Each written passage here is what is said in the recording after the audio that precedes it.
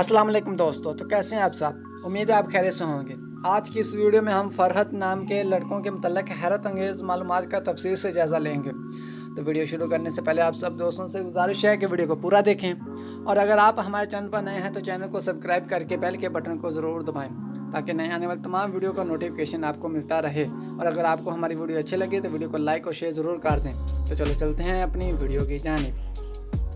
नाम फरहत, इंग्लिश में इसके स्पेलिंग हैं FARHAT। फरहत नाम का मानी खुशी और निशात। जिन्स लड़का। मज़हब मुस्लिम नेम। Lucky number 4।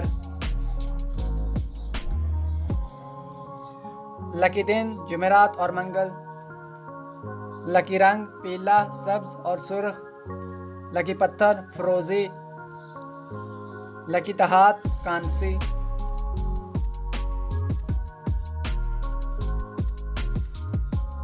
फरहत नाम का इस्तेमाल लड़कों के नामों में होता है। फरहत नाम के अफराद के लिए खुशकिस्मत नंबर 4 माना जाता है। फरहत नाम का मतलब खुशी और निशात है, जबकि खुशकिस्मत दिनों में जुमेरात और मंगल शामिल हैं। खुशकिस्मत वाली तहातों में हिंसों के हिसाब से कांसी शामिल हैं। फरहत नाम के अफराद के लिए मुवाफिक रंगों में पीला, सब्ज और सुर्ख शामिल हैं।